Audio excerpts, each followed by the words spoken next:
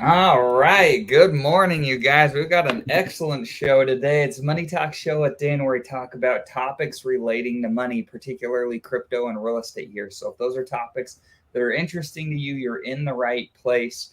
Today, we're going to talk a lot about cash flow.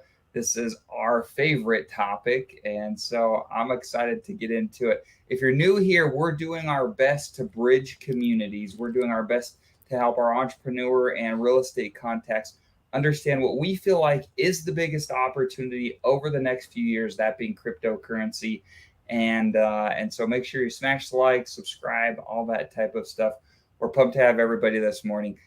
Corey, with that, go ahead and take it away. Yeah, Crypto Millionaires with Corey Geary here. We're like you said, we're doing our best to try to bridge in the two communities of real estate entrepreneurship and the crypto community, where we feel like crypto right now is the best tool to use for wealth creation, where real estate can be the best tool for wealth preservation down the road. And so, one of the things that we do love about crypto is the passive income we're able to make out of crypto, and how much more easier it is, and you can do a lot less economic energy versus real estate, and especially right now. And one of those products that we use is Icosa. We love Icosa. We love Hedron.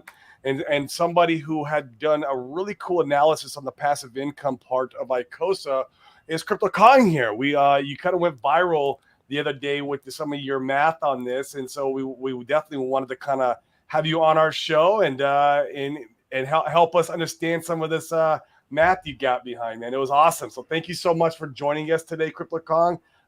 Truly blessed to have you on today.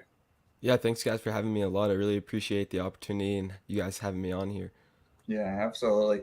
So, if you wouldn't mind, yeah, pull up your spreadsheet. We'll jump into the math, and while you're doing that, tell us a little bit about you, how you ended up in the Richard Hart ecosystem, how you ended up icosahedron. Give us a little bit about your Crypto background. in general too. Give us a whole snapshot of your crypto journey. Were you wrecked before? And we love to hear the good and the bad from all our guests. Sure, yeah. So I just kind of started off with crypto. I always kind of saw Bitcoin, like I think during the 2017 bull market. Lots of people like kind of went semi-viral there a little bit. Like everyone, all the retail buyers Yeah. started hearing about it. So yeah, I was kind of like taking a look into Bitcoin then, but I had no clue what it was. I thought Bitcoin could have possibly even been like a physical Bitcoin that you had in your hand or something. So I just had no clue what was going on, no idea what these things were. And I think I actually had some Bitcoin that I got from an ATM because I had a I had an ATM close to where I lived, so just like at the corner store. So I think I had some Bitcoin on some wallet, but I ended up losing the keys for that. And I saw in like 2021, like the price kind of skyrocketed up there. So that kind of got me to pay attention again into the crypto space. And then from there, I kind of discovered RH. I discovered the Hex ecosystem. I discovered Pulse Chain. I discovered that whole community. So, yeah, like I don't think I was the most wrecked Hexagon, I guess you'd say. Like I didn't really ride anything back down to zero too bad. But yeah, so I kind of recently, like Hex was pretty good buying price not too long ago. Picked up a Yeah. bunch of Hex there, did Sure. pretty good so far. So yeah, just like holding out our bags. Just now I've sort of niched myself down into Icosa because I see a lot of potential, and I see it's kind of going over a lot of people's heads a little bit, just the entire system. So I've kind of niched myself into this and trying to build myself passive income into this next bull market and into the next coming years.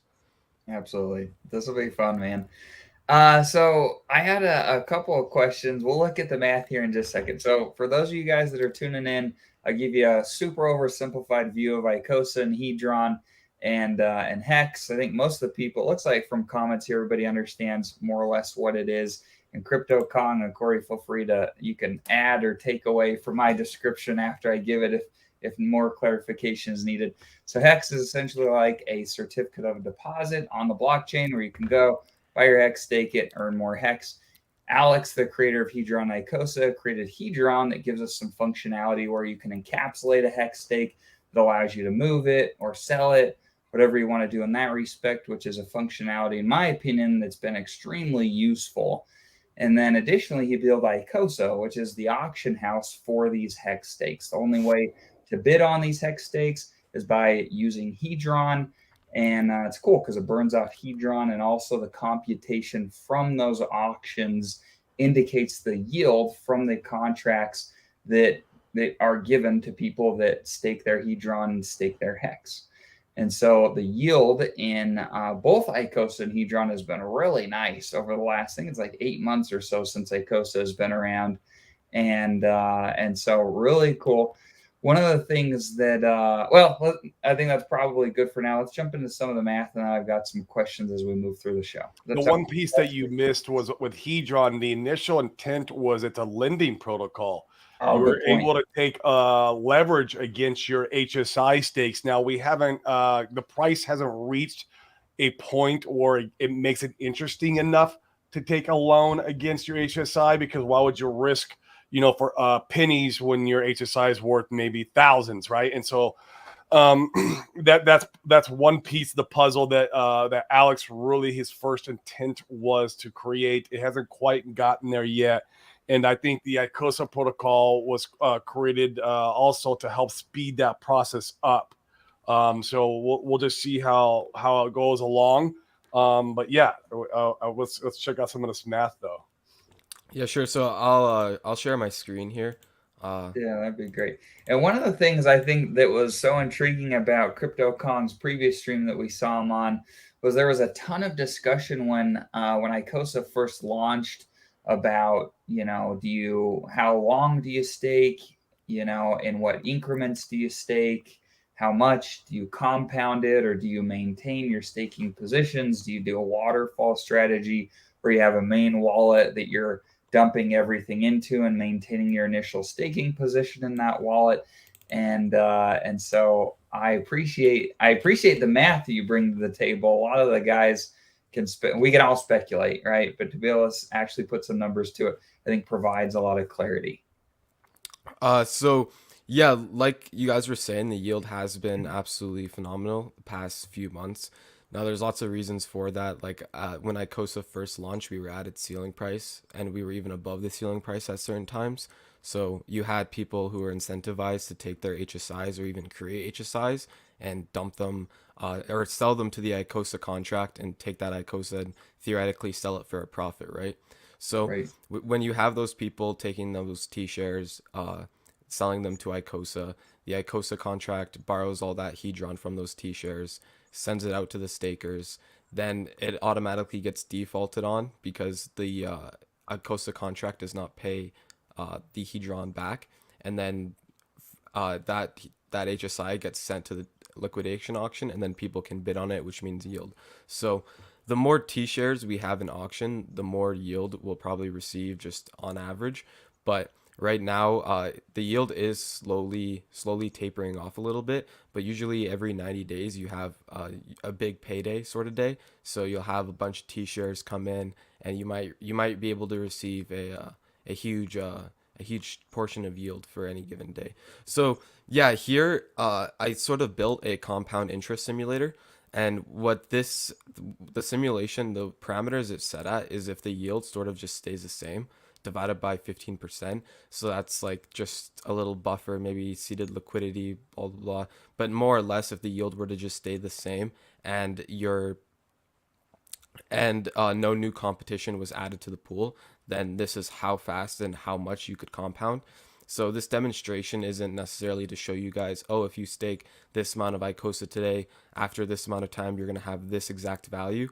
But it's to show like the yield, how good it is, and how you can actually extract value from it through compounding your interest. So one thing, And when you say the yield remain the same, are you taking an average since Icosa began? Is that what you're doing? so I'm taking basically the past 90-day running average for yield, I would say. So Okay. I'm not taking any of those huge burn days that we saw at the very beginning. None of those are priced in here. I think if I had those priced in, it would be probably a 50% Much higher. increase in what we're Yeah. seeing right now. Yeah, it would. So yeah, I don't have any of those massive burn days priced in, just basically the past 90-day average that I've actually been receiving in the system is what Cool. I've priced in. Very So cool. Yeah. So yeah, like there's lots of different strategies, and all of the different strategies have all their different pros and cons. Like for the example of 90-day compounds, you're going to spend a lot on gas fees, but you theoretically will be able to extract more value. And the other like waterfall strategies, or just like set it and forget it sort of strategies, you are able to conserve your endpoints, but the issue arises is when, let's say you want to emergency end stake or unstake early, you'll have to wait a longer period to get 50% of that principal or 100% of that principal and interest out. And as well as you're going to be getting diluted more, because since you're not compounding, if there's people who are increasing their pool percent size and you're not, you're eventually going to start receiving less and less and less yield. And that's just a factor of you having Icosa sitting in the account, not printing you more Icosa, not doing anything, but just sitting there dormant, right? Right. Because on the at that waterfall strategy, your end wallet that you're dumping everything into, you're maintaining your initial staking position on the initial capital, but the new capital that comes in, it gets the new rate, if you will, when you deposit it, correct? That's correct. So yeah, when you do deposit that new capital, you will get that new rate added on to your previous old rate, but it would be the same. Like what's really good about the waterfall strategy is you can still have the benefits of compounding interest, and you can still have the benefit of conserving your endpoints if let's say the pool share just completely runs away from us and there's just a whole bunch of new competition added. If you had conserved your points and you compounded them into the waterfall into that one large account, then that would be a good strategy for you to also compound and conserve your endpoints. Because the way Icosa yield is determined is, if I were to stake, let's say 4,000 Icosa today, or 400 Icosa in 10 accounts, I would receive the exact same amount of yield, but just either spread across 10 accounts or all in that one same account. Now, the way sort of I look at the 90-day compound strategy is, let's say I have these 400 Icosas staked out in 10 different accounts and they each come out every 90 days. After that 90 days, I can immediately take that interest, add it on top of my principal, and create new stakes, right? And once I start doing that, like once we start seeing some cash flow coming into the system, hopefully maybe Icosa the price appreciates, maybe you have a bigger stack of tokens you're yielding on, but maybe what we could see is you. Sorry, I kind of lost my train of thought there, but I'll kind of switch topics here, but uh, what we're looking at here is 400 Icosa and 12 accounts for 90 days at this daily APR versus just holding, let's say, 4,800 Icosa, which is the same thing as 400 Icosa and 12 accounts for 600 days, right? It is roughly 400 Icosa the max amount you can hold to only be staked 90 days right now. Do you know that number? Yeah, so Right now. let's actually take a quick look at that number. It So changes here, all the time, though. it Right. does change all the time. And I actually want to quickly get into that as well. So here on Hex Model, it's very good website. You guys should all look at it if you're looking for data on the icosahedron ecosystem. So the way the pool or the percent minimum stake lengths are determined is your percent of the total circulating supply. So right now the Icosa supply is around 3.9 million. Just yesterday it was over 4 million. A few days before that, same thing. So this does fluctuate. So today we're at 3,993,000 or 932,000, but in the future this could go up and or go down, right? So that's sort of where the account size comes from, as well as the staked Icosa.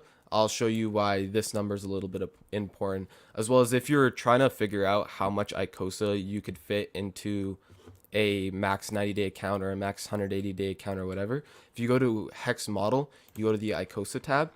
If you just scroll down a little bit, it'll tell you. So the minimum you need to stake to have a 360-day minimum stake length is 39,000 Icosa.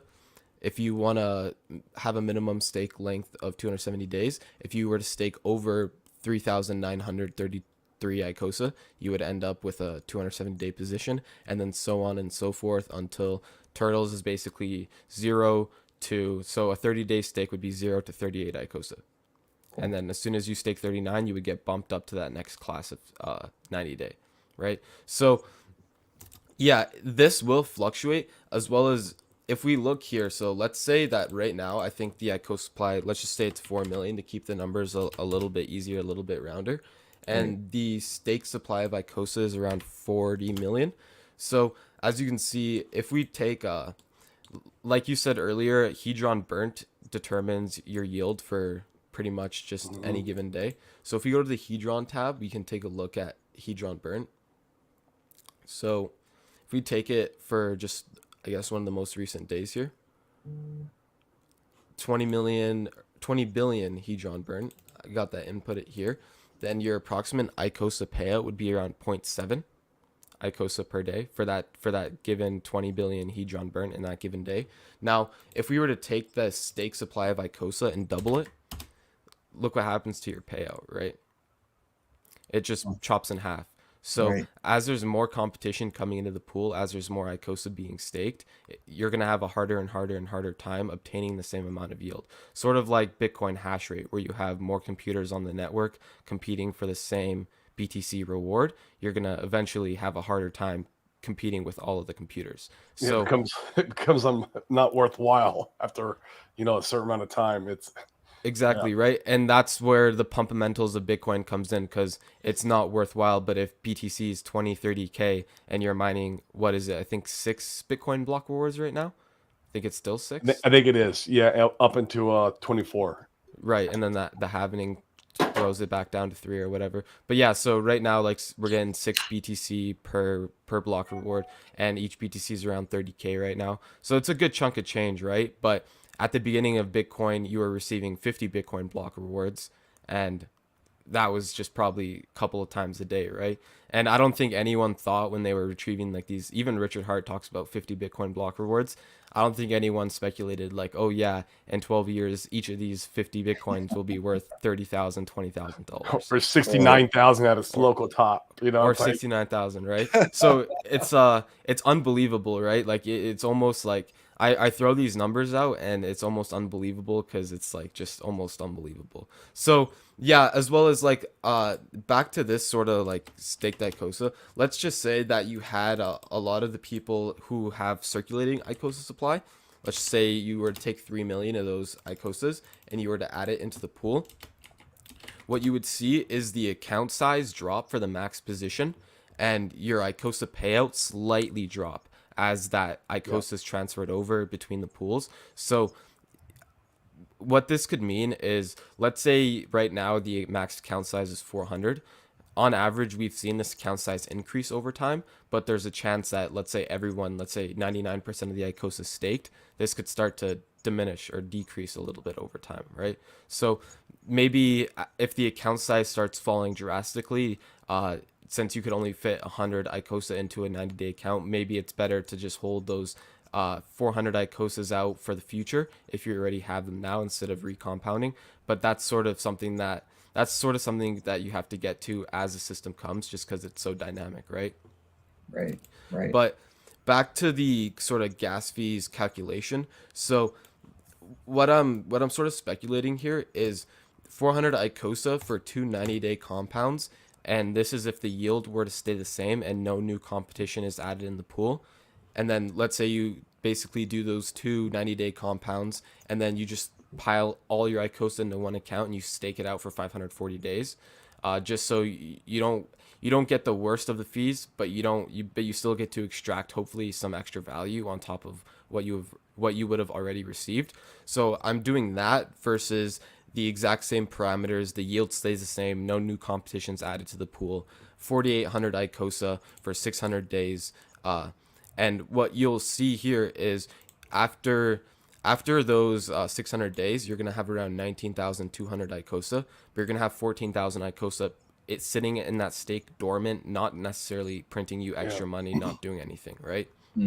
So what I've done here is I've taken the GUE and I just multiplied it so the way gas fees are calculated, and I think one misconception people might have with Icosa is, in Icosa, a longer stake or any stake doesn't cost longer than any other stake.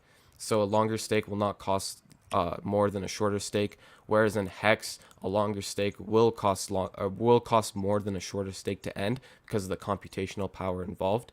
So the way that works is you have a gas limit in the Ethereum network, and that gas limit is the computation power needed to run that transaction or to run that thing on the blockchain. So Icosa has around 150,000 gas limit, and if you were to multiply that by 100 Gwei, it's around 0.18 ETH ish. And if you were to lock in, like, let's say $2,000 ETH rate right now, that's around a $30 fee at 100 Gwei. Whereas Hex might cost you 3 to 5 times more depending on how long your stake is, right? So, yeah, that's one misconception that maybe some people have is in Hex, a longer stake will cost you more to end, as well as Hex stakes are very costly to end because they have a lot more computation involved behind them relative to Icosa staking. So what I did was I took basically 100 Gwei plus, so a $30 transaction fee to end stake. Right now, the transaction fee is anywhere from $3 to $6, depending on how bad the fees are or how bad the Gwei is. So I just took a $30 transaction fee to just keep it conservative, multiplied by 12 accounts, multiplied by 4 compounds, I believe. You take a look. Yeah, $35 gas fee times 12 accounts times 4 compounds. You're going to be paying around $1,600 in fees, right? Relative to the $20 in fees you're going to be paying for just the one Icosa staked. But the delta comes in is when you're going to be earning an extra 18,000 Icosa in this theoretical scenario. So you're paying an extra $2,000 in fees for an extra 18,000 Icosa. If the Icosa price stays the exact same, that's an extra 14 grand on top of what you would have already made. So you're essentially making an extra 7x on top of And your none of gas that fee will matter principal. once Pulse Chain launches because, I mean, all this stuff we can do for pennies on the dollar. Exactly. And yeah, Awesome. once Pulse Chain comes out, like that'll definitely solve the gas fee problem, and that'll make it more profitable to do even more compounds, because right now in the Hedron pool you only earn Icosa, right? And then in the Icosa pool Yep. you earn Icosa and Hedron. So what you could do is you could have these circular compounds where you have a Hedron stake and you have your Icosa stake. So you have your Hedron stake printing you Icosa. You can use that Icosa to compound onto your Icosa stakes. And then once your Icosa stakes are over, you can use that Hedron to compound onto your Hedron stakes to therefore compound you more Icosa to compound you more Icosa. So there's going to be a lot more place to open up and a lot more viable place to open up once Pulse Chain comes out and once the gas fees aren't absolutely ridiculous, like to pay each and every single time you want to unstake, right? Yep. Agreed. So yeah, so okay, so I've got a few different thoughts around this because I find it really intriguing. So how do you, and this is a very personal question, but like how do you guys balance, like compounding and yield versus creating a part-time job for yourself? You know what I mean? If you had 1,000 wallets, I know the solution to this. we don't have go ahead, Corey. I know what you're gonna say, but go ahead. Tetra. Right. Where's Red Squirrel? Red Squirrel, you in the chat, bro? Oh, there he is. Oi, oi. He's here, but go on. I'm sorry.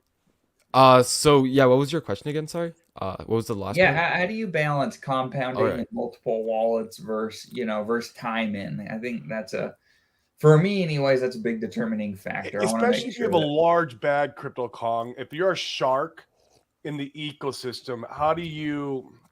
Yeah, I mean that could be a lot of time. That's a lot of wallets. It's a lot of just. I mean, the gas is a lot, but yeah, I think that's the least of my concern. I'm with Dane. It's the time and the amount of wallets I have to manage to make all this work. And I think it's great moon math, and it's very feasible moon math. But man, if you want to be a shark in the ecosystem, it's going to be difficult to do this strategy. Right. So yeah, that's why like possibly if you had an even bigger account size, you could have just a waterfall strategy, and that could work best for certain people. But for someone like me, the way I look at it is if I just have 12 accounts, 12 90-day accounts to be specific, and I just have to manage them once every 30 days, let's say. So I stagger them out so they each end 30 days. I'm essentially putting in 5 minutes of work every 30 days to compound my interest. That's sort of how I'm looking at it. But I just compounded 25. It took me 3 hours. It took over 3 hours. I You mean, see what I mean? yeah, It's I like, mean, I mean, it could be there worth. is a yeah, there is a little bit of a balancing act. Like maybe lots of people will not want to manage 12, 10, 15, 20, 30 wallets, 100 but wallets, like the 100 Zen thing, wallets. right? When Zen And first I'm came not out. saying it's wrong. I think it's just Yeah. interesting to talk through like the thought process. You know what I Yeah, mean? yeah. Like, Yeah. like where does this make sense? And it's So interesting because it's very specific to you individually, how you want to spend your time and how you want to build your bags. where it could make sense for maybe a smaller guy, let's say you only have 4,000 Icosa, so you're just more of a retail investor. You don't have like a $10,000 bag or anything, but you have a good size. So if you have that 4,000 Icosa, it's around 10 90-day accounts. Let's say like you're not a let's say you're not a millionaire, you don't have like financial freedom, and you're looking to obtain it. I think that putting in that extra 3 hours into the system, you're going to be able to extract. I think you're going to be able to extract that 3 hours back in time into the future, right? So maybe that means that you don't have to work because you decide to compound now, therefore freeing you up some time in the future so you can live off your passive income, You know right? what this does do, and I really like this. This ideology is that it allows the small guy with not as much economic energy, if he's willing to put in the work in time into it and create a part-time job out of it, he could take his maybe his squid position and catch up and become a dolphin rather quickly, right? Or maybe a dolphin going into the shark position. Just by adding in some more time into the ecosystem and doing the compound strategy. So I love protocols that give small guys an opportunity to Yeah. try to catch up to the more larger guys I if they think want to put in some, time. And I think that's a great point as well, because if we go back over to hex model here and we go to the Icosa staking graph, as you can see here, half the total stake supply of Icosa, or close to half that total stake supply Icosa, is staked by by the largest account size. So the whales stake half the Icosa, right? Whereas you have the dolphins, which have the most amount of individual stakers, staking essentially what is the least amount of Icosa besides like the 30-day category, which is just so small right now. Like it's kind of not really important, but 90 days, like you have essentially the most amount of people staking the least amount of Icosa. And that sort of can Mhm. give you an edge over these other guys, is because let's say you wanted to compound and the whale didn't want to compound because he doesn't have time, or it's just not really worth it for him. Like he's just good setting it and forgetting it. Whereas you want to extract maximum value for what works best for you.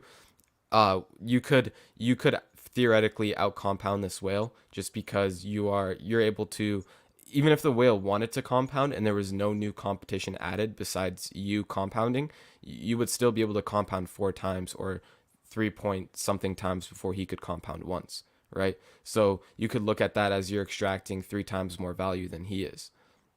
And I think And that's important to take into account and consider because I think it is it August when the 360-day stakes come out, or they've served their time, if you will. Do you guys It, it, remember? it is August I because I think it is remember August, yeah. I think it's it's funny August. because Icosa launched on my daughter's birthday.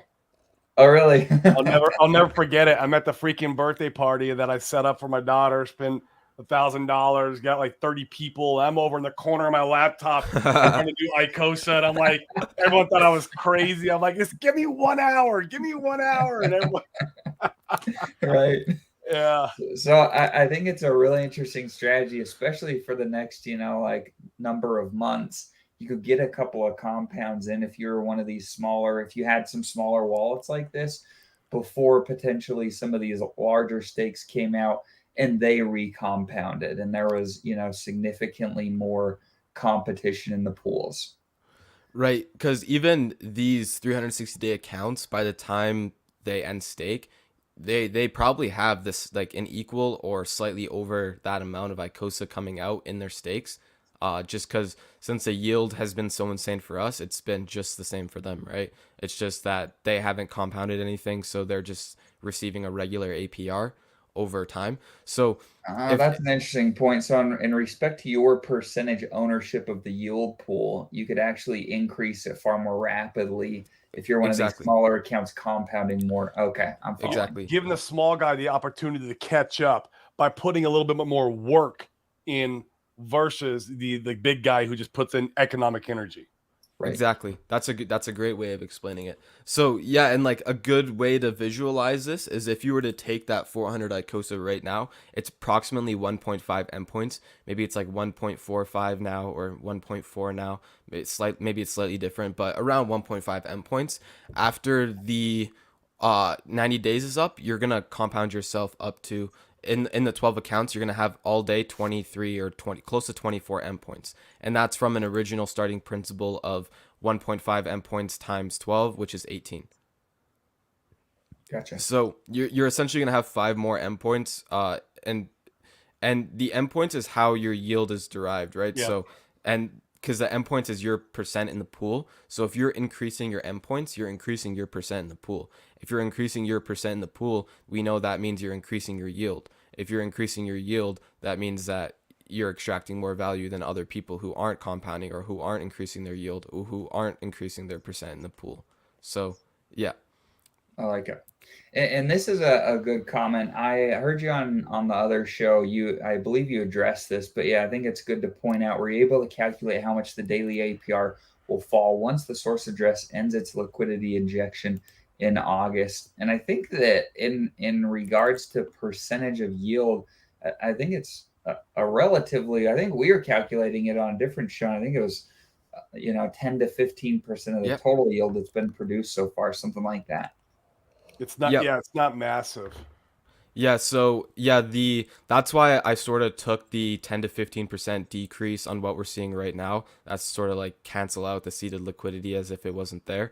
But yeah, like you guys said, if the seeded liquidity that we've been receiving for this first year, it's only about 10-15% of the actual yield we've been receiving every single day on average. Which blows So, my mind. I really can't wait until this whole ecosystem really takes off in the next bull run on Pulse Chain. I right. can't imagine the yield then.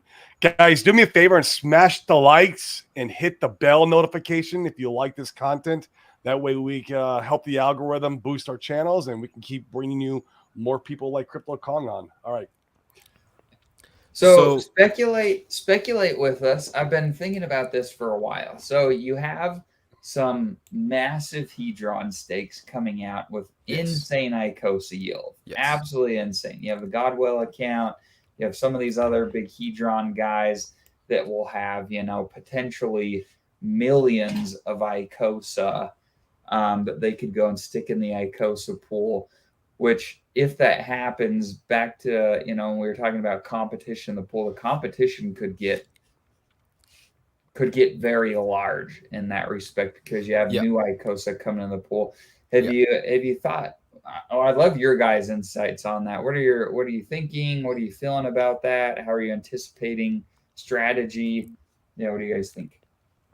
So what I'm thinking is sort of like what I like about the strategy that I'm doing right now is since I'm able to compound every 90 days, I can hopefully increase my position size every 90 days. So even if there was new people coming into the system, hopefully even for the past few compounds I've done, I was able to increase my pool percent by about 30%.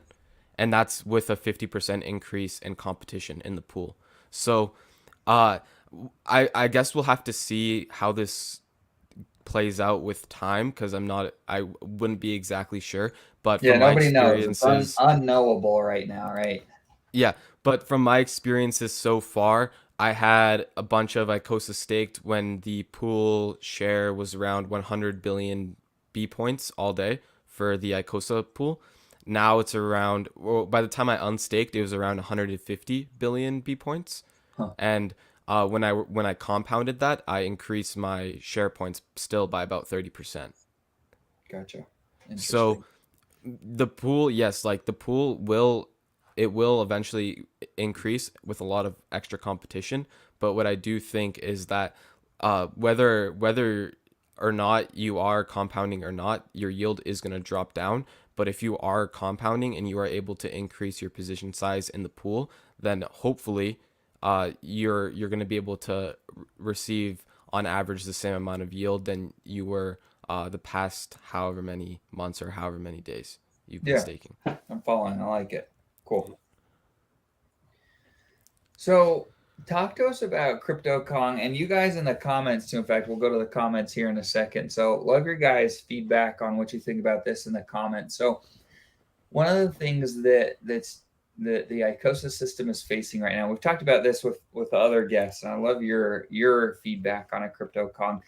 So right now we're looking at a really cool system, but the Icosa has fallen so far from the ceiling price where you get value 1-to-1 Icosa to Hex, to exchange it, that we just don't see a lot of Hex stakes being recycled. There's hardly any being created and sent into the system.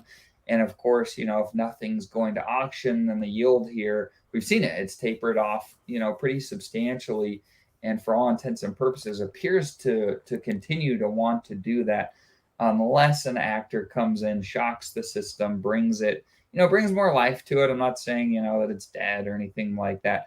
Corey and I both have big positions. We're holding them. We're excited about it, but I'm trying to think through how the system could get like an injection of additional life to really like restart it again. What are your thoughts on Sure. that, Crypto? So yeah, I think as the hex price increases, you're gonna see the Icosa yield potentially go up and recycled T shares potentially go up. Now, my thought process behind this is, let's say you were picking up T shares on auction when hex was at 2 cents for this example, let's say, and let's say you had a 50% discount on a 2 cent hex T share rate or I whatever. did just that. Right. So, let's say you paid, like, maybe you paid $100 for one T share, and that was however much discount that you could have gotten if you just went to the market and you did that for the day, right? So now we've seen Icosa, or not Icosa, we've seen Hex do, what is it? We're up from their 3 point something X or something like that. We're at 7 cents right now. So when you pick up a deal at 2 cents and then the hex price goes to 7 cents, now those T shares are presumably worth more. So what that means is that if you only paid $100 for it, and Icosa also had a little bit of a pump, maybe where before, we were still so far behind the ceiling price, it wasn't an option, or it wasn't viable for you to sell your hex stake back to the Icosa contract. Maybe now that hex is pumped and the Icosa price maybe has gone up a little bit, then maybe now you've actually received a bigger delta on what you paid for your HSI, and maybe that incentivizes people to liquidate them. Yeah. Oh, that's an interesting theory. I hadn't thought through that. I like it. So That's an interesting one. yeah, so I think lots of people, like, the most of the T-shirts being recycled were at the ceiling price, and that's just because of the arbitrage opportunity that people would have, where you could take that T-share and you could sell it for more or the same amount of Icosa. But what would happen if you bought, let's say, $100 hex stake on auction? Let's say it pumps up, it's worth $350 now. Okay, I can also liquidate, let's say, $200 of Icosa for it. Well, now instead, before, let's say it was only $80, now I can liquidate maybe $150, $200 of Icosa. Maybe now it's worth it to do that. And that could bring some more recycled T shares into the auction place and possibly incentivizing more people to liquidate their HSIs, meaning more yield for us. Yeah, I like it. No, it's cool. Vets in Crypto says, never doubt Alex. Absolutely. We're riding with Alex. And Alex has talked about building more stuff too. You guys have probably seen the tweets. It'll be interesting to see if there's more stuff built to help Icosa and Hedron or additional components to it. That'll be cool. I probably will. Those are his babies. I mean, why not integrate them somehow, right? We don't know how, but like, I can't imagine them not having some kind of feature into the new stuff that he's building. So, sure. Here's a good question, Crypto Kong. How many 90-day wallets will it take to make a 100K a year? And Connor clarifies. He says 100K tokens a year, not dollars. 100K tokens a year, not dollars. That's a good, I wonder what that math is. So, we could do the math if the yield were to stay the same and no new competition was added, but it's not going to be 100% accurate because most likely the yield isn't going to stay exactly the same, and most likely there is going to be new competition But added. we could go forward thinking on it and say, okay, what if the yield drops 30% or 50%? A year from now, what would it look like to for us to basically get that 100K tokens? Sure, yeah. So here I have a little diminishing yield return here, so I could plug in after, let's say after 270 days or something, your yield drops down by 30%. Let's do that. And guys, this is why it's so important to be early on protocols, right? I'm so blessed that that I was early, Dane was early. I know a lot of you guys in the chat were early on this protocol. It's because usually when you have these new projects, the yield is the best in the very beginning of the project, the inception of the project. That's when the inflation is usually the highest, and that's when you want to be in on these deals. I mean, if you'd have got a hex on day one, of course, your T share rate was I think they started out, it was like 9,000 or something like that per in hex terms. Your yield was a lot more when you were staking hex in the beginning than now. But same with this. I mean, so we're still early on this. I mean, how old is Icosa? Not even a year. 9 months old-ish. 9 months. So we're still early enough that we can get in here and really capitalize on some amazing yield. Some of these methods. So yeah, like to build on top of that, like Richard Hart says, like every token has inflation, and usually when it's in its highest inflationary period is the best time to buy it, and the best time to participate. It's also, the best time to participate as well. 100%, right? I believe that. 100%. And especially if you're in a good token with good product market fit, like Richard Hart says, and you have long-term conviction for the system, then of course, right? Definitely. So to answer Connor's question, how many 90-day wallets will it take to make 100K tokens a year? Not dollars. So is he talking 100K tokens interest, or how long would it take him to compound up to there? Yeah, feel free to clarify if you like, Connor. Let's just say to get to 100 tokens total. 100,000 tokens total. So yeah, let's say that after 270 days from now, your yield drops by about 30% perpetually into the future. After year 3, day 180, you're going to have around 10,000 Icosa in each account. So if you were to have 10 accounts, that's 100,000 Icosa right there, right? Now, if you wanted to fast track that a little bit, if you were to compound essentially for maybe 2.5 years, or maybe until the end of next year, or the end of 2024, if you had, let's say, 20 90-day accounts, you could end off with close to 100K tokens total. But what I like, it's extremely hard to say exactly how long it'll take, just because I can't predict exactly how much competition is going to come into the pool, and I can't predict how much Hedron is going to get burnt to figure out the exact values for yield. But yeah, if the yield does stay for the most part the same and decreases 30% after 270 days from now, then if you were to have 10 accounts after about 3 years, you would have 100K tokens. And if you wanted to double your accounts up, so 20 accounts, after maybe sometime in year 2, you could easily have 100K tokens.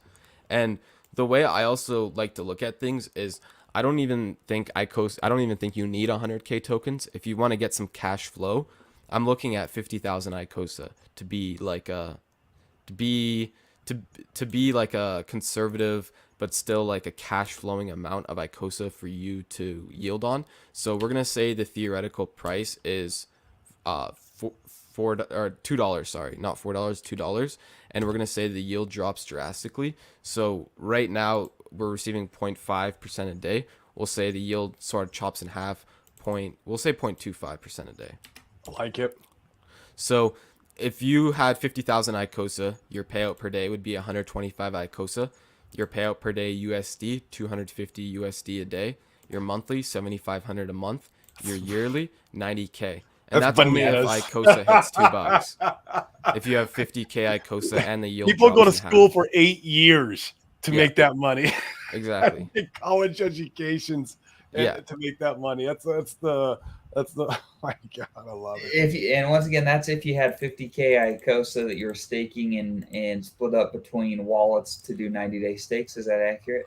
No, that's just if you just had 50,000 Icosa. You could have it Oh, just split across, or you could have it all in one. But this is just yielding on 50,000 Icosa if the yield were to drop drastically, right? So even if we say the yield drops to like, what is this, 80%, 90% down, uh, from point 0.5 to point 0.1, you're gonna, if you have 50,000 Icosa, you're gonna be yielding 50 Icosa a day. If those Icosas are only worth $2 a pop, that's still 3K a month, 36,000 US a year, which for Yeah. most people that's a regular job for most people. Like I think that's close to average salary, maybe even more than the average salary in the United States.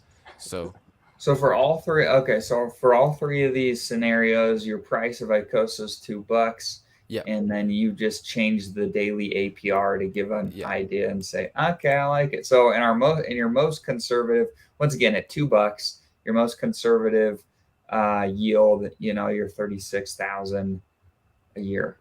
right. Interesting. And even if the yield dropped down that low, like you might be able to speculate Icosa to be worth more. Like let's say Icosa it's $20, and we can easily talk about how this is completely plausible, especially if we don't even need to be near the ceiling price. We can be 99% off the ceiling price, and $20 is still perfectly plausible to happen. And if we say your yield drops down even more, like let's just say we go from, that's a 90% drop right there. So instead of 0.5% a day, 0.05% a day.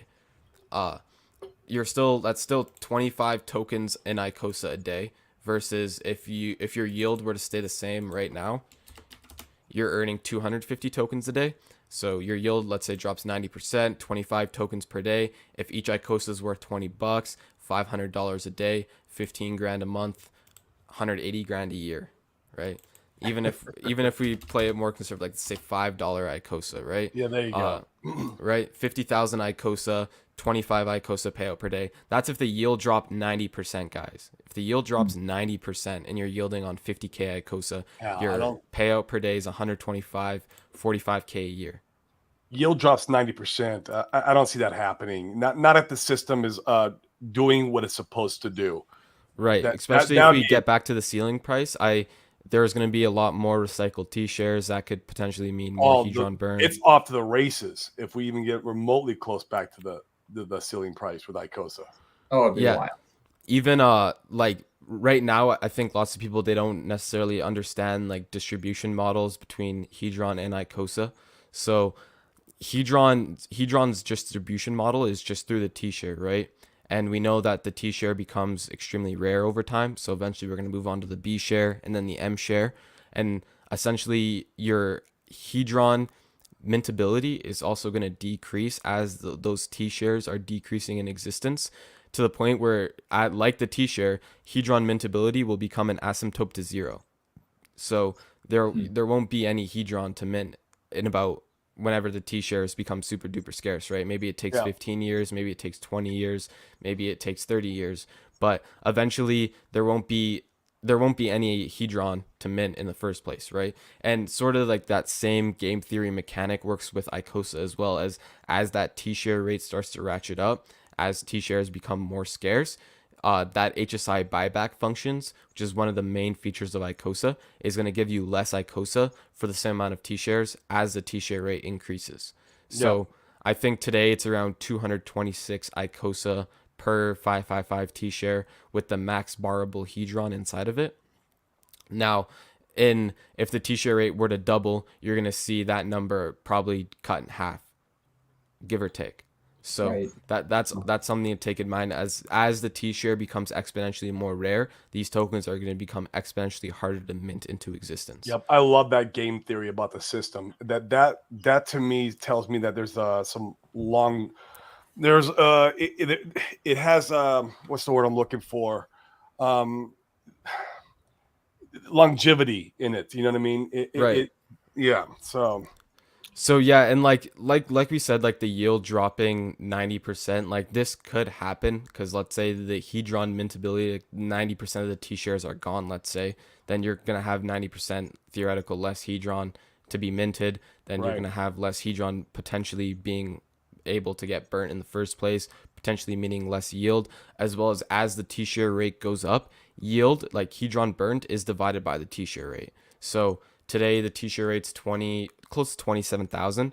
If the T-share rate were to ratchet up more, then, when it does ratchet up more, our yield will slightly decrease. And we could do some quick maths. It's not actually that much. Like if the T-share rate were to go from 26,000 to, let's say, 30,000, we're going to go from zero point 0.6 Icosa paid out per day, or 0.67 Icosa paid out per day, to about 0.6 Icosa paid out per day.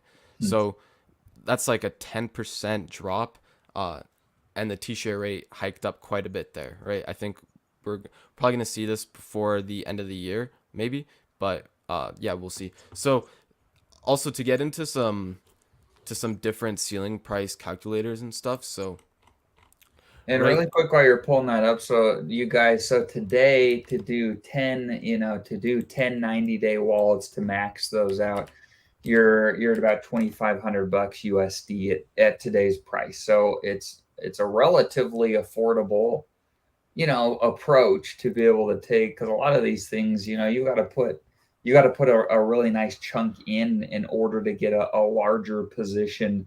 You can start out here, and like Corey said earlier, it's cool how the system's built, where for the smaller guys, you could theoretically make a pretty big dent in your life with a smaller amount of money. It's cool. Mm-hmm. I love that. I love systems and protocols that benefit the small guy. I really do. especially in the Hedron slash Icosa ecosystem, like what we see here is once everyone sort of starts doing the exact same thing, it no longer becomes the best thing to do. So if we look at the Icosa points, we see they've been gradually or pretty exponentially climbing up here, but the Hedron points are becoming more of an asymptote to whichever figure it's at. Can't really. Here are the Hedron points. So yeah, as you can see, like the Hedron points had the same sort of exponential increase at first, and then now it's sort of tapered off, right? Yep. So if you wanted to have some sort of maybe consistent yield, and like we talked about the mintability of Hedron in the future becoming less, and the only way you can really get Hedron is off market or minting it from a T-share. And even the Icosa yield that you get from the Hedron, that like the Icosa Hedron yield you get, it still came from a T-share, right? The Icosa smart contract borrowed against that T-share that already had the Hedron. It already existed. It just redistributed it to the stakers. So yeah, if you let's say you have a bunch of change in the Hedron pool and you're earning a good interest rate, this will most likely not fluctuate too much into the future. Whereas the Icosa pool, since there's probably going to be a lot more competition coming in as we're in this hyperinflationary period, then you're going to see that you're gonna start to earn less and less yield over time. That's really interesting. This is cool, man. You've really thought through this. It's remarkable. Mm-hmm. Even here, like if you look at the staked Hedron, like you see most of the account sizes, they're more evenly distributed, right? And even you still have the smallest class of people staking the most amount of coins, but you have them more evenly distributed across all stake links, right? Whereas here before in Icosa, you have kind of like a linear increase going up towards the max, the bigger whale account sizes. So yeah, that's definitely something to consider. Like if you're a smaller guy, like if you have only 2.5K to invest, it could potentially be worth it for you to manage the 12 or 10 accounts or however many. But if you have 25K, then maybe you use 10% of that, make 10 90-day accounts, and you compound that all into that one big account, let's say. The And maybe waterfall method. right. And maybe that works better for someone with a larger percent and gives them, you still have to manage some wallets, but it's not managing 100 wallets, right? So Yep. yeah. Cool. Yeah. And here even like if we see like the T-share rate will eventually go to 90,000, when before most likely 2030. I could pull up a chart here if you want to take a look at it. Yeah, pull it up. I love this saying while you're pulling that up. If it's like you're farming chickens. Every 90 days, you have new chickens to produce another chicken. That's exactly what. That's a great point. Yeah, that's That's a exactly good what way it of is. looking at it. Uh, yeah. So here's the T-share rate projected out. Not exactly sure share rate chart. Here it is. Can we extend this out more? All models. Okay, perfect. Here we go. So by 2030, as you can see, even on the extreme low end, we're going to have a 90,000 T-share rate. And this is if the system were to just stay the same. No new stakes were added, and all current stakes were just ended on time. And the T-share rate ratcheted up accordingly. By the year 2030, you'd have around a 90 to 120,000 T-share rate, depending on adoption and other things, and like hopper multiples and a bunch of stuff, right? But 90,000, we'll just take that base layer, so 90,000, right? And that'd be in the year 2030. So Hex was released in 2019, I believe, late 2019, Mm-hmm. right? So late 2019 to 2030, that's around 11 years. And 11 to 12 years, Bitcoin did a 6.9 million X. So if we assume Hex can do a 100,000 X, so not a 6.9 million X, but just a 100,000 X, that would be a $5.56 Hex after 11 years or however many years. Your ceiling price for Icosa is going to be about $2,000 for per Icosa, right? Huh. Will we hit that? Maybe. Will we not? Maybe not, right? It really is just up to how people want to derive value from the coin and how people perceive its value. But even if we are looking at it 99% off the ceiling price, we still have a $20 Icosa in 8 years or 12 years, or like, and by 2030 essentially we still have a $20 Icosa 99% off its ceiling price. And that's still right now the lowest we've ever gotten on the chart is around 80% off the ceiling price or 85% off the ceiling price. So to go 99% off the ceiling price, you could consider Icosa to have not failed but not necessarily done its job, but you're still looking at a $20 Icosa, right? So it's nothing bad about it still. Right. The numbers get pretty wild. Yeah, especially it's mostly correlated to the T-share rate as well. So if I were to take essentially the same price but half the share rate, you'd see from $600 to $2,500. So like Icosa is strongly correlated to that T-share rate, and the longer you wait, and it's like I was saying with the distribution model of Hedron, like eventually there's not going to be any Hedron available to be mint because there's not going to be any T-shares to have Hedron to mint in the first place, right? So that's something to definitely take into consideration.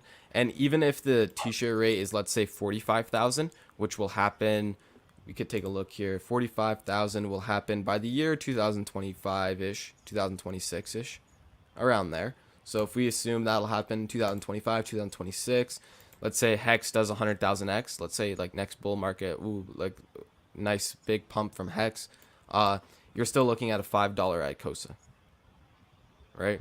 And this would be over the next 2 years, right? So if we have that same $5 Icosa and that yield drops 90%, you're still making 45K a year after the yield drops 90% or whatever it is. So yeah, all you guys really need is just to compound your way up, wait for that T-share rate to ratchet up, and eventually the rest I think will just take care of itself.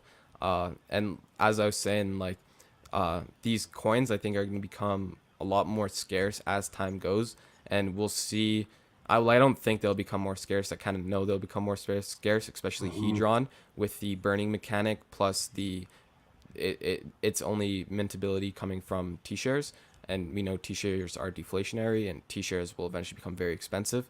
These tokens will become very scarce, and if you're paying attention here now, you're most likely going to set yourself up for this cash flow into the future. Jeez. In USD today, in the example where you did 50,000 Icosa, that's essentially 33,000 USD today. So you could get there in a relatively short period of time on just a couple grand, and we're making a lot of assumptions here. And it goes without saying, you guys, if you watch any of our shows here, none of this is financial advice. You don't need to make actionable steps off of anything we're talking about here. This is just us, a few guys on the internet, shooting the breeze because we Yeah. think it's fun. So it's interesting to speculate. But yeah, I mean, essentially, you could, if the math played out in the scenarios like we're talking about here, you could have your 10 wallets that you're compounding to be able to get from your, yeah, to get to your 50,000, which is your 50,000 Icosa, which is about 33 USD today. You could get there in a year, wasn't it? Didn't it play out in a year? I think it Or was a couple just of years? 2 years? 2 years and a 2 little bit, years. Yeah. depending Okay. on the yield. And even if like the yield, let's say the yield were to stay the same, just for a different sort of example, you could expect to have in 10 accounts, you could expect to have all 50,000 or all 100,000 Icosa by the end of year 2, Jeez. if the yield stays the same for the most part. And if you had like, let's say 20 accounts right now, then you could wait until like, say, like, just you could shorten down the time frame to get that, right? Cut it in And half. Yeah. yeah, and like I said, like 100,000 tokens is a lot of Icosa. So like even if we plug in 100,000 here, it's $250 a day. It's a lot of money, right? And what I'm sort of looking at is just 50,000 Icosa. That kind of looks like a good amount to be yielding off of, but obviously the more the merrier, right? So yeah. Right. Twist my arm to make more money, please. Right. Right. So here's a great question. So there's some additional gas potentially to factor in to your plan if you're going to implement something like this. There's the gas to transfer between wallets. You know, you've got to. It doesn't cost more money to make a new wallet, but you got to transfer over. You got to do some of that stuff. So how would you factor this in, Crypto Kong? Another 20 to 30% for additional gas. I mean, what are your thoughts on that? So how I would do it is I would try and maximize the way you're using the gas. So I know 1inch has a good aggregator, and you're able to send your token to a different wallet address, depending on just as long as it's not a centralized exchange or a centralized entity, as long as it's like just a regular Ethereum public key, you'll be able to 1inch and route yourself coins to a different address. So one way you could get around transfer fees, or at least one transfer fee, is when you do your swap for Icosa, send it into that one account, and then hopefully, like right now, the Gwei has been bad a little bit, but some days it's not too bad. Some days Gwei is actually quite cheap some days. So maybe that's beneficial. You could go in there, you could go and transfer all of your stuff into all your different accounts, have it all ready and set to go, and then lock in your Ethereum rate at 2,000, let's say. So you'd have enough money to compound out for maybe 6 months or a year or however long you want to do it for. And whenever, like, I think the fees, like I kind of showed you here, like it's really hard to price in every single thing because the Gwei is going to obviously fluctuate, the Ethereum price is going to fluctuate, which is going to cause the fees to fluctuate as well. But like I showed in this example, if you're spending $2,000 on fees in a year, you only compound it twice, you're still going to have a $14,000 delta on your Icosa. So that's up to you guys whether or not you want to spend the extra fees and hopefully extract the extra value. But from what I'm gaining from the system, let's say I were to take my Icosa and just hold it out, right? I wouldn't be able to do any compounds, and I'd have Icosa sitting there not doing anything. If I take that Icosa and I compound it every 90 days, I've increased my position size 30%, while the pool competition increased by 50% as well. So Right. there's definitely something. I love There's it. definitely a few factors to look at, and I think it's gonna differ from person to person.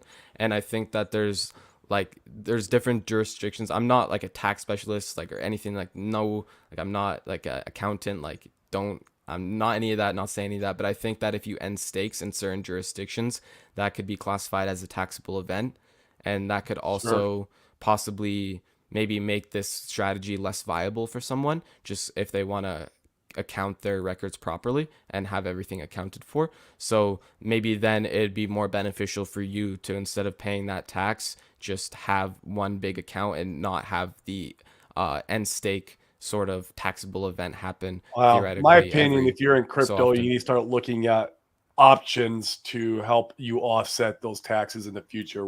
Could be real estate. Real estate's great for that. It's a great vehicle to use for offsetting taxes in the future, or living in a non-tax jurisdiction like like a Puerto Rico or something, could be a great option for that kind of tool. So yeah. Agreed. Man, this has been great. The comments have been going. Oh, there we go. Comments have been going bonkers. Let's make sure we address some more of this stuff. I think you've done an excellent job, Crypto Kong, walking us through the math. We really appreciate you, man. Thank you. Crypto Cat Doge says, when you say 10 accounts, do you mean you assume you can stake 10,000 Icosa on one wallet at that point? You might need to provide some more clarification around this, Crypto Cat Doge. You can do 10,000 a wallet today if you wanted to. Yeah, but you're going to be locked up. Oh yeah. So he's meaning keeping it 90-day stakes at 10,000 per wallet, probably. You can only stake, if I'm mistaken, right, Crypto Kong, like 400 per 90-day stake. As of right now, yeah, with the circulating supply at its currently, yeah, that's correct. Yep. Correct. So, yeah, I'm not exactly sure what that question is, but if you have, there's no max amount of Icosa you can stake, so you can stake as many Icosas as you want, but you're just gonna have that minimum of 360-day lockup. Yeah, absolutely. I don't know if you've looked at any of this data. Paul says, I've heard that after the large amount of Hedron inflation is done in the next 5 years, a billion Hedron will equal about 180 T-shares. What's the equivalency in Icosa?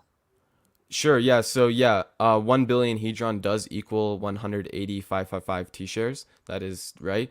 Right now, one T-share is equal to 226 Icosa, or 1,555 T-share is equal to 226 Icosa, but that number will decrease over time. So if we come take a look over here, if you have one T-share at a 45,000 T-share rate with the max borrowable Hedron, you're only going to mint 135 Icosa.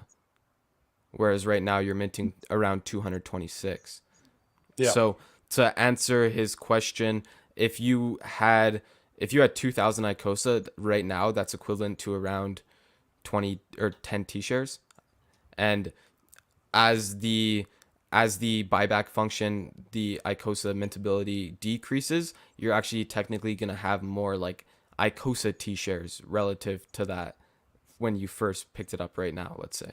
So yeah, right, like just to keep it as simple as possible, right now, one T-share is equal to 226 Icosa. Gotcha. This is great. Let's go through some more of these questions, make sure I nailed all you guys. I saw somebody mention their Watsas. I love my Watsas, man. I wish I'd have created more of them. Here is Big Boy Garmis. Sounds like Watsa is more simple than Icosa staking with better yield. Watsas are amazing, but you can't get any more unless you're going to buy them, off of OpenSea or something like that. When the opportunity was here, we created some. If I could go back in time, I would probably double or triple my position. In fact, if you guys are watching the show and you have any Watsas, feel free to burn those. We'd love to increase our position in the pool, please. Go ahead and get your yield. You're up on your yield now. That's right. Well, this has been great, you guys. We've been streaming for a little bit over an hour. We try to keep these shows pretty nice and tight to that time frame. So we appreciate everybody tuning in. Make sure you smash the likes, subscribe to the channels. How can they get a hold of you, Crypto Kong, if they want to your stuff, man? Yeah, show your stuff. Yeah, so on YouTube, just at CryptoKong145. Same thing on Twitter, at CryptoKong145. Just gonna hopefully be posting out some great content. Just find me around, like usually just around the community. Hopefully making some more content coming out soon. So yeah, absolutely, that's great. Well, make sure to follow him. His follower count right now is very undersized compared to the value that he's producing in the community. So go check him out. He's just making incredible stuff. I've been following him for a little bit now, and we feel blessed to have you in the ecosystem. So thank you. Appreciate blessed you, man. To be here. Thanks for being on the show. Thanks for having me. Yep. We'll talk to you guys later. Thank you. See you guys.